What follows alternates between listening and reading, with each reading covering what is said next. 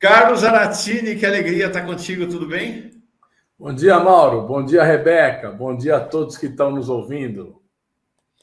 Vou te falar, a gente tem alguns. Sabe como é que é? Alegria de pobre ou alegria do povo tem alguns momentos, né? Não são tantos assim, né? A vida dura, mas a gente teve alguns momentos de alegria juntos aqui, né? Eleição de Lula, né? A derrota do 8 de janeiro. Mas ontem foi um dia excepcional. Eu queria ouvir, me parece que a gente parece que está tendo uma mudança no cenário político, né? Ontem a gente teve o primeiro voto para a condenação do Bolsonaro, tivemos talvez o melhor dia na CPMI do golpe da base governista de centro-esquerda, né? Realmente o depoimento lá do tal coronel Lawande foi um desastre para os golpistas, até os bolsonaristas abandonaram o sujeito, e tivemos esta aprovação do convite para o presidente do Banco Central e depor no Senado um isolamento cada vez maior da política terrorista de Campos Neto em relação à economia e à taxa de juros. Foi um grande dia ontem, queria ouvi-lo sobre o que está acontecendo, né? Tem uma mudança no cenário?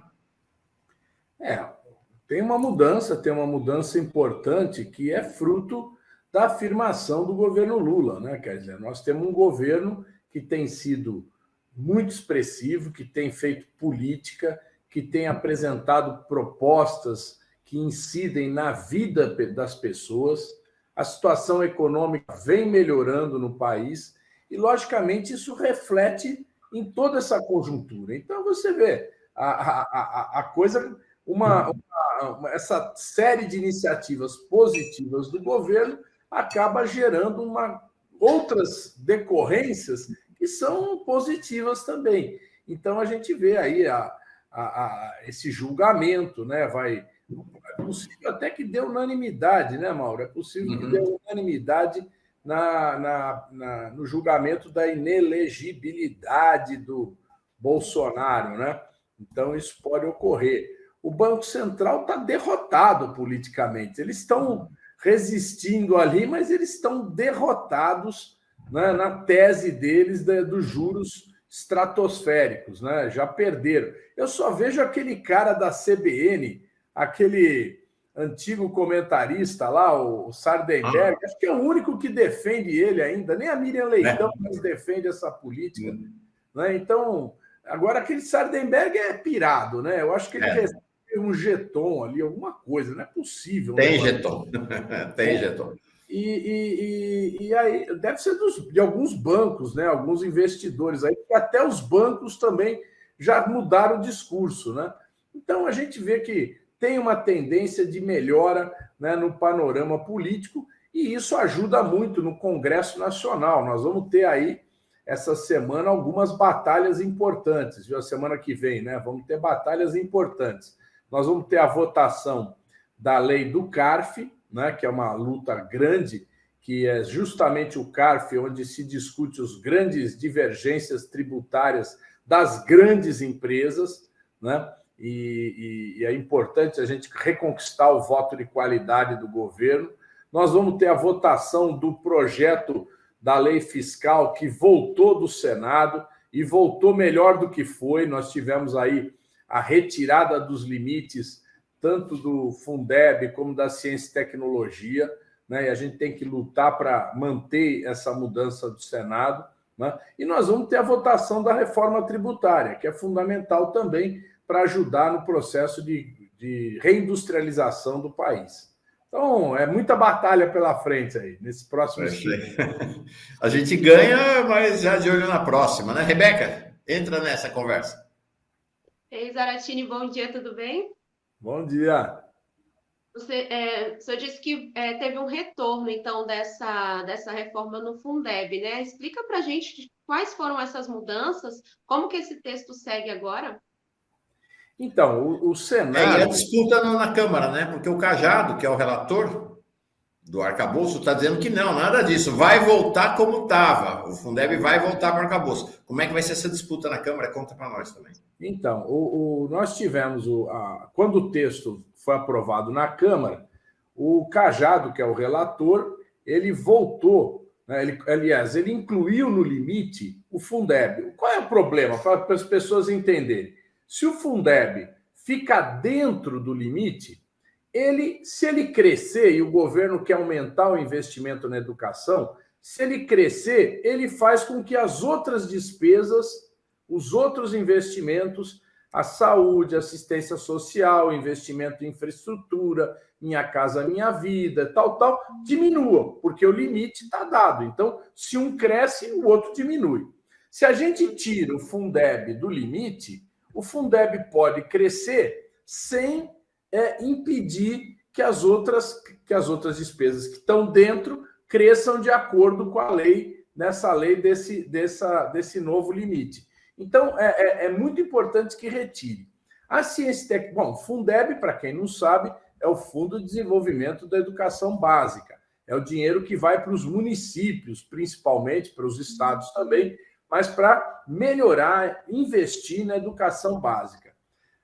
Outra coisa que foi retirada foi o recurso da ciência e tecnologia. E aí nós temos os fundos setoriais, o fundo setorial do petróleo, o fundo setorial da telefonia, né, das telecomunicações. Né? Nós temos vários fundos setoriais e esses fundos setoriais eles têm sido contingenciados ao longo de todas essas décadas, não é de anos, não, de décadas.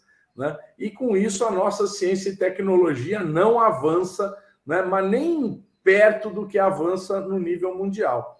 E o outro que foi destacado também foi o Fundo Constitucional do Distrito Federal, que foi criado lá na época da Fundação de Brasília para garantir a segurança pública no Distrito Federal. Só que ele tem uma regra que ele varia de acordo com a receita corrente líquida. Então, a hora que coloca ele dentro do limite, ele perde essa regra. A hora que ele sai, ele volta a crescer. E aí a gente tem divergência um pouco, porque a gente acha que o Distrito Federal já está recebendo uma boa grana e acaba retirando do resto do Brasil, né? Agora, Zaratini, vamos falar desse assunto que está mais quente aí, né, no cenário político, que é o julgamento do Bolsonaro. Que avaliação o senhor traz sobre a repercussão do julgamento do Bolsonaro, caso seja condenado, no cenário político e também nas eleições de 2026? O que a gente pode esperar de movimentação política até lá? Olha, é um enfraquecimento muito grande do bolsonarismo, não tenha dúvida, né? Porque o bolsonarismo, você vê, quando o Lula foi condenado, né, e preso, né, condenado e preso, nós tivemos uma luta firme em defesa do Lula, em defesa da sua inocência, né? Mantivemos a bandeira erguida durante mais de 2 anos até que ele fosse absolvido e, consequentemente, pudesse ser candidato. Com o Bolsonaro, a gente não vê a mesma mobilização, né? A gente vê que o bolsonarismo, mal e mal, fala alguma coisa nas redes sociais, mas ali eles já querem colocar outros nomes, né? Principalmente o Tarcísio, que é o nome aí preferido da direita, né? Mas eu acho que o Tarcísio ainda vai ter que comer muito feijão para fazer um governo aqui em São Paulo. Ele está fazendo um governo ridículo. Não apresentou um único projeto. O único projeto que ele fala é a privatização. Privatização da Sabesp, privatização do metrô, dos trens da CPTM. Aliás, viu, Mauro? Nós vamos fazer na quinta-feira, no Sindicato dos Engenheiros, 19 horas, uma plenária contra a privatização do metrô e da CPTM. Depois Isso em São Paulo, né? Em São Paulo, exatamente. Então, o Tarcísio só sabe falar em privatização. Ele não toca em qualquer outro assunto, educação, saúde. Isso para ele não existe. O importante é vender tudo que o Estado tem. Agora, você vê que é um cenário realmente de grande dificuldade para a extrema-direita. Eles estão num momento de refluxo, né? Porque o Tarcísio o Bolsonaro visivelmente não confia no Tarcísio, né? Na entrevista com a Mônica Bergamo, ela perguntou sobre o postulado do Tarcísio. Precisamos conversar, não sei não.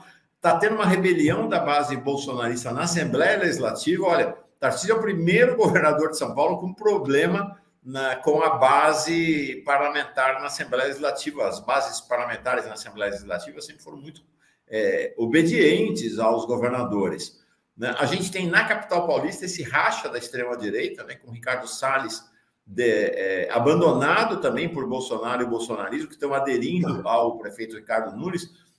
Enfim, um momento efetivamente de refluxo.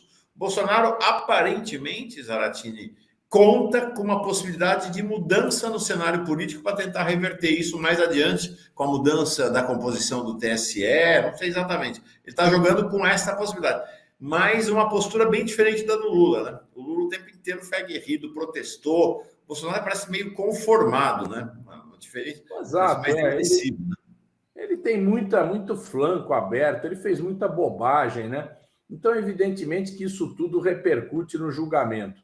Eu acho que ele não tem a menor chance aí de se viabilizar juridicamente. Acho que ele vai passar esses anos inelegível, mas se ele tivesse condições, né, de liderança política num cenário adverso, porque, vê bem, você ser líder político quando tudo está bom para o seu lado, é fácil. O problema é você ser líder político no adverso, quer dizer, é você navegar na tempestade, né? Aquela frase, você conhece o marinheiro a hora que tem a tempestade, né? Quando não tem tempestade, todo mundo é bom, né?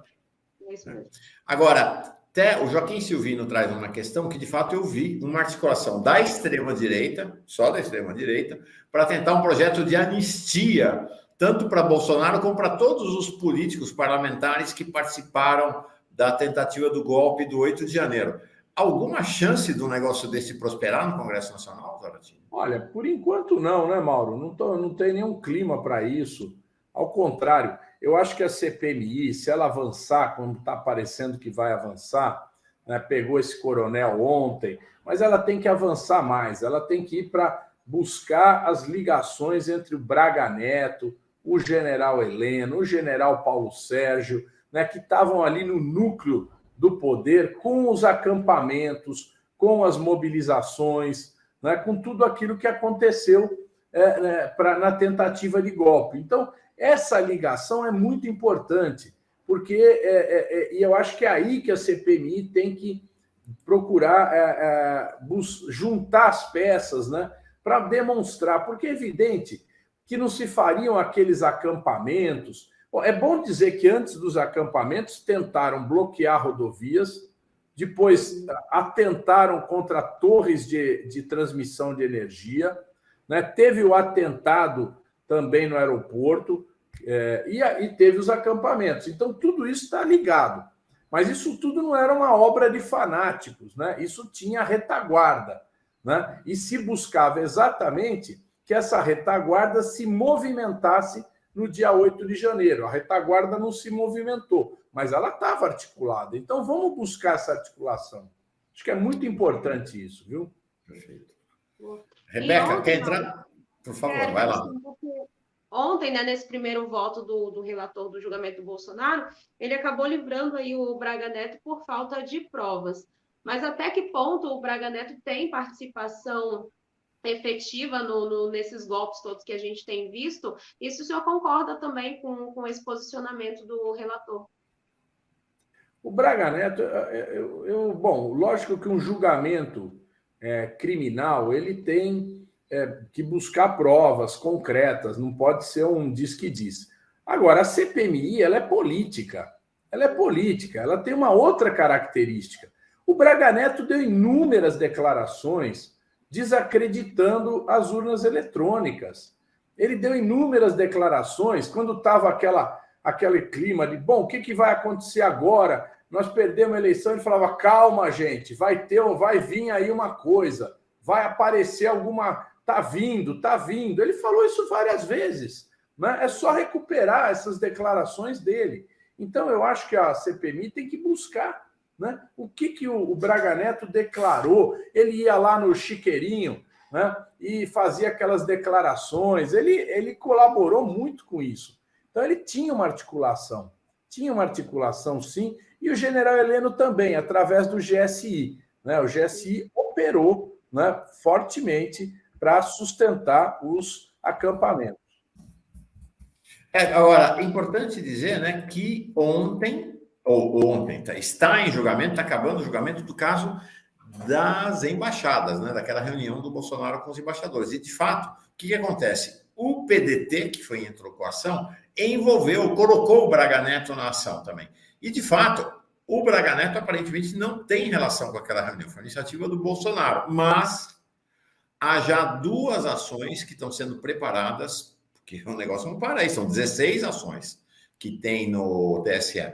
Há mais 2 ações, e aí tem uma corrida contra o tempo, porque em outubro o Benedito Gonçalves deixa de ser relator, corregedor do TSE, e quem assume é o Raul Araújo, que é ligado ao Bolsonaro. Então, há uma corrida grande lá para que mais 2 processos sejam julgados. Nesses outros 2 processos, não só o Braga Neto, como uma renca de deputados bolsonaristas estão implicados nos 2 processos. Pode ter cassação de mandato de vários parlamentares bolsonaristas se der tempo de julgar até outubro. Eles estão tentando preparar. Pode haver um redesenho também no Congresso Nacional em função do andamento desse processo, como, né, Carlos, já se dá praticamente como certa cassação do Moro, porque a senadora que era considerada Moro de Saias, 2 anos atrás, foi cassada por utilizar o mesmo método de caixa 2 que o Moro usou. Então, é possível que o TSE faça um saneamento na participação da extrema-direita no Congresso Nacional. Né? Exatamente, porque esses caras são todos santinho de pau oco, né, Mauro? Eles ficam sempre acusando de corrupção, mas na hora de fazer as coisas, eles fazem uma lambança que não tem tamanho.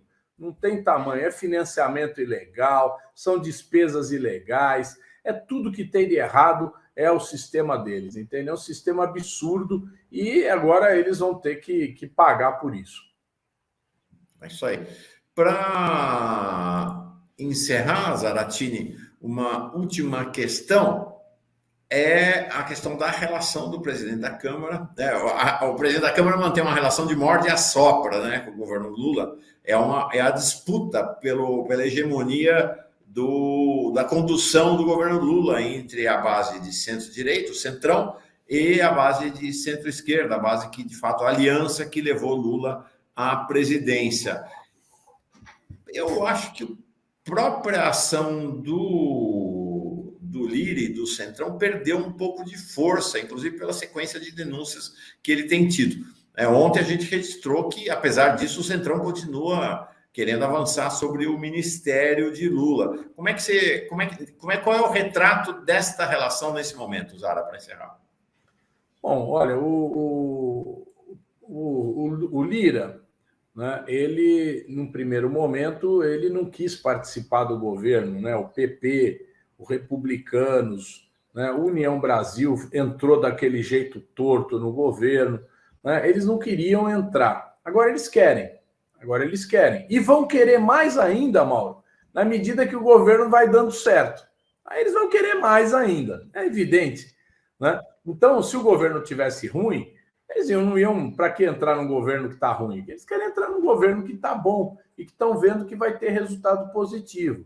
Então, essa situação é evidente. O Lula, que é um articulador político, ele tem que dar um jeito, ele vai dar um jeito de absorver, né? Absorver esse centrão dentro do governo, solidificar a base para que a gente possa avançar. Olha, Mauro, nós estamos fazendo a reforma tributária dos impostos sobre o consumo, mas nós temos que fazer a reforma tributária dos impostos de renda, dos impostos de propriedade.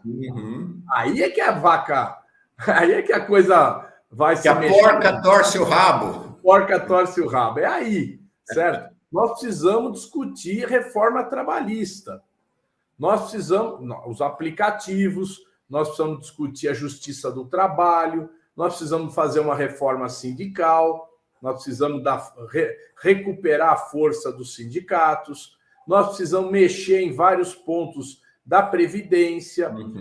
Mauro, as mulheres que chegarem aos 55 anos e não tiverem 15 anos de contribuição, não vão se aposentar, porque elas não vão conseguir registro em carteira depois dos 55 anos. Então, você imagina Milhões de mulheres, homens também, mas principalmente mulheres, não vão conseguir se aposentar. Nós precisamos dar o direito delas se aposentarem.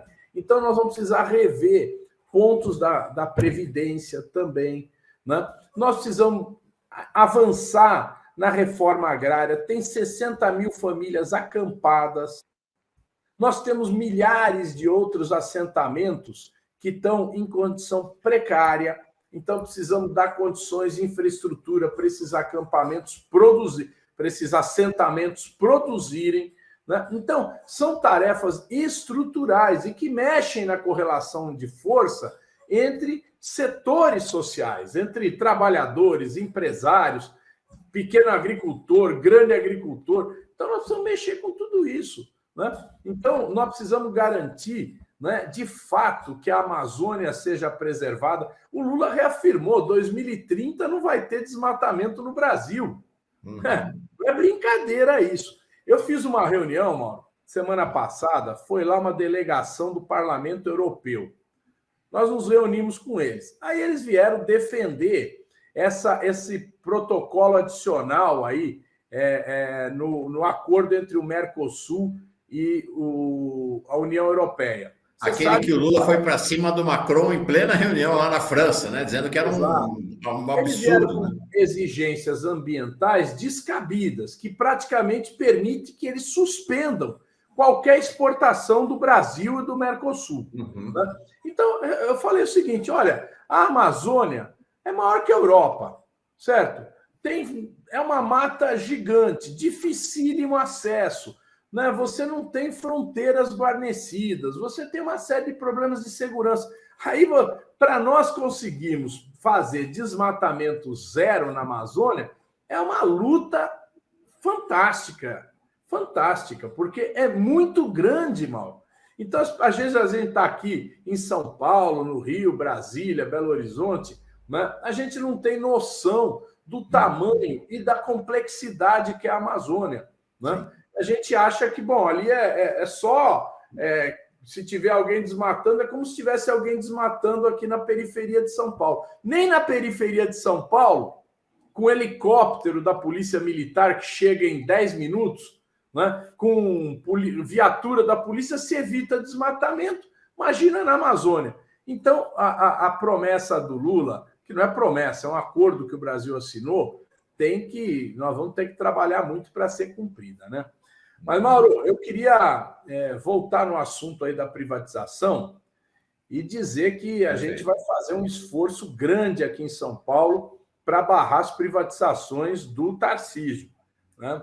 Ele começou apontando para a Sabesp e agora virou espingarda, né, para o metrô e a CPTM. Eles já privatizaram linhas do metrô e da CPTM e o resultado, Mauro, é catastrófico. Todo dia quebra, todo dia para. As empresas que assumiram essas... E mais, aquela linha 6 que está sendo construída pela iniciativa privada é outro desastre. Já fundou a Marginal, está afundando avenidas, está rachando casas, coisas que nunca aconteceu na construção do metrô em São Paulo.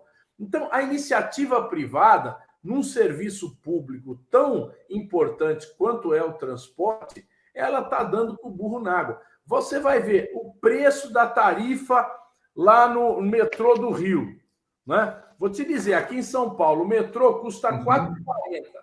Sabe quanto é o metrô do Rio? R$ 6,90. Nossa! São Paulo, R$ 4,40. Sabe quanto é o trem no Rio? R$ 7,40. Privatizado. Agora, em Belo Horizonte, privatizar o metrô, já vai ter um aumento de tarifa.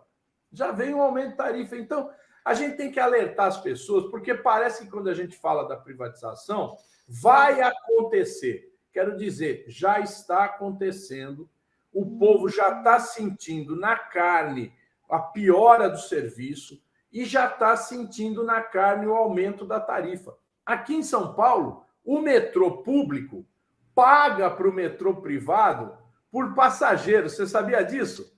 Se um passageiro do metrô público, que é a linha 1, a linha 3, a linha 2, se ele passar para a linha 4, o metrô público paga para a linha 4. Você acredita nisso? Para manter o 4,40 lá. Senão já seria um preço maior. Impressionante. Desculpa, fala, Rebeca, por favor. Só um adendo rapidinho sobre esse levantamento que o Zaratini traz, que aqui a gente tem também o metrô Vila Sônia, que é uma das últimas linhas inauguradas pelo metrô, que atende 5 municípios aqui em São Paulo. E os passageiros estão pagando 2 vezes a passagem, porque o governo retirou os ônibus que iam até Pinheiros, até a Faria Lima, região, né, centro econômico aqui de São Paulo, e colocou os ônibus para fazer ponto final dentro da estação Vila Sônia. Isso. Então, agora os passageiros têm que pagar a passagem do ônibus, que ia até Pinheiros e agora não vai mais, e pagar também a passagem do metrô. Então, são 2 vezes. E isso começou a repercutir ano passado, né? E muitos trabalhadores perderam os empregos. A gente tem aqui a região do Morumbi, que tinham muitas empregadas domésticas que as patroas não quiseram pagar esse aumento de passagem, quase R$200 a mais, né, desse orçamento, e foram mandadas embora. A gente tem estudantes que precisam pagar 2 vezes, então realmente é uma situação muito complicada para esses moradores de 5, 6 municípios que tem aqui na Zona Sul de São Paulo, Grande São Paulo também. Exatamente. A Rebeca fala de São Paulo, ela é uma das principais protagonistas de um programa que é gerado a partir da favela de Paraisópolis, né? Então ela conhece bem, inclusive essa situação da Zona Oeste, né? Você que é de Taboão, né, Rebeca? Conhece bem essa situação da Zona Oeste